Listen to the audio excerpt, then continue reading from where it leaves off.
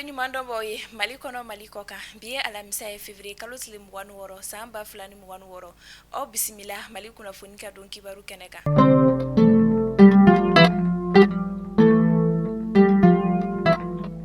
Kunnafoni daminɛ la AES jamanaw ka ministre de la défense et des anciens combattants ni Mali ta ni o ministre ye général de corps d'armée Sadio Kamara ale ni Niger ni o ministre ye général de Salif Modi ye fo ka taa se Burkina ale ministre de la défense patriotique ma olu ye ɲɔgɔn ye ba dɔ boloda bi alamisa février kalo tile 26 san 2026 Burkina kaw olu fe no ni ɲɔgɔn ye kun tɛ dɔwɛrɛ o de lakana bolodi ɲɔgɔn ma fo ka taa se AES jamanaw ka ɲɛta sabatili ma ne kunnafoniyaw y'a jira k'a fɔ ko ni wale nunu dɛmɛniw kɛra ka bɔ AES jamana kuntigiw yɛrɛ de yɔrɔ.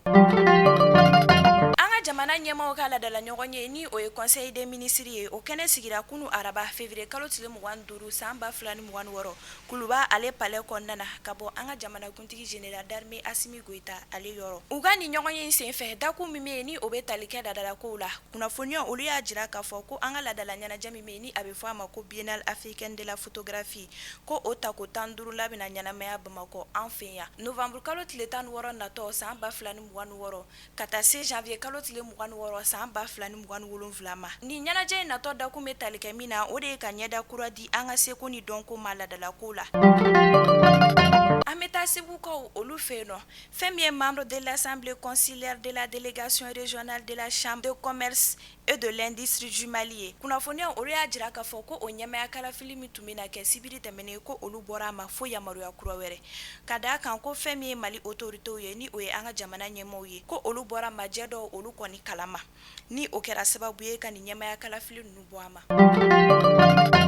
Ni a y'a ta k'a lajɛ fɛn min ye tasuma kasara ye o de cayalen don an ka jamana kɔnɔ ni wagati laban ninnu na février kalo tile 23 su nɛgɛ kaɲɛ 3 wagati kunnafoniyaw olu y'a jira k'a fɔ ko énergie EDM SA maaw ka yɔrɔ dɔ jenina Manantali ni o tasuma kasara kɛra sababu ye ka maaw bolofɛn caman olu tiɲɛ nka maa si olu kɔni ni ma to a la sabula fɛn min ye énergie maaw ye olu kɔni y'u senfa ni yɔrɔ kofɔlen in na joona yaasa u bɛ se ka ni tasuma kasara in kunbɛn cogo min na ka se ka dɔ bɔ a la. Mais depuis 3h fo 6 ne yɛrɛ ni n ka équipe an bɛ terrain kan an bɛ ka solution ɲini a la pour que a ka se ka ɲɛnabɔ joona an bɛ ka jate bɔ pour que k'a lajɛ fɛn mun y'a jeni o jatebɔ kɔfɛ an bɛ se ka mun kɛ o la an b'a dɔn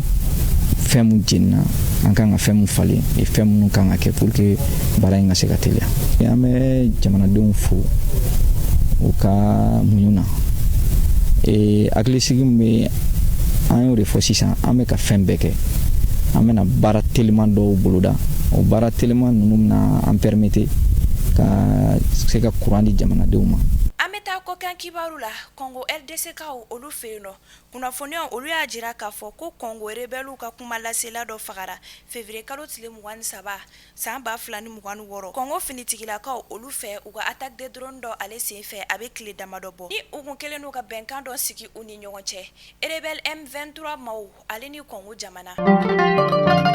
Comité pour la protection des journalistes maaw ye kunnafonidiya k'a jira k'a fɔ ko salon san 2025 kɔnɔna ko kunnafonidila maa 129 ko olu de fagara diɲɛ fantan 4 bɛɛ lajɛlen na k'u to u ka baara la o maa 129 na kunnafoniya olu y'a jira k'a fɔ ko journaliste 86 olu de fagara Gaza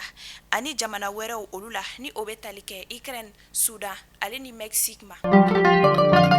Mali kunnafoni lajɛbaw aw minnu kun sɔgɔlen don an na ni wagati in na ni ne bɛ dan sigi an ka bi kunnafoni dinew olu la aw kan bɛ kunnafoni dikuraw olu kɛnɛ kan.